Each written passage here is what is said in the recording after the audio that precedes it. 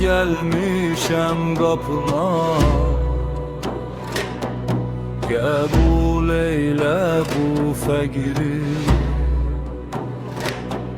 Ərbəin yollarındayam, səndən aldım mən təqdir. Dərdimə dərman sənsən, qəlbimə iman sənsən, hər nəfəsdə zikrim sənsən, ya Hüseyn Sultan sənsən.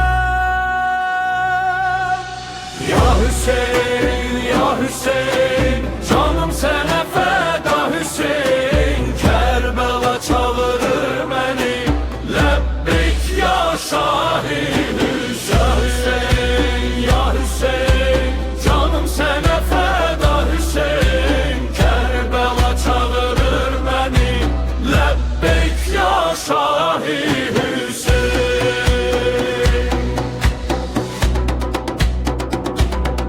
Qara geydim eşkin ilə, sinə vurdum adın ilə, neynə var şahid olsun ki, yaşayıram adın ilə.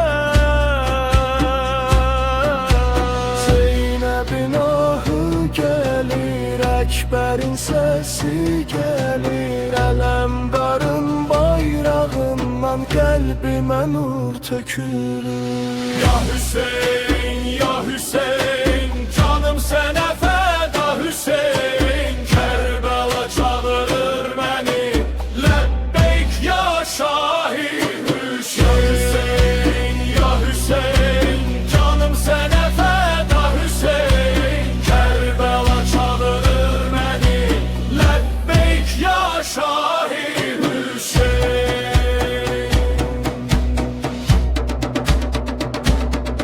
Körpü Abbas deyə qalxaram, Əli Əkbər çağıraram, Zəhra balası Hüseyn yolunda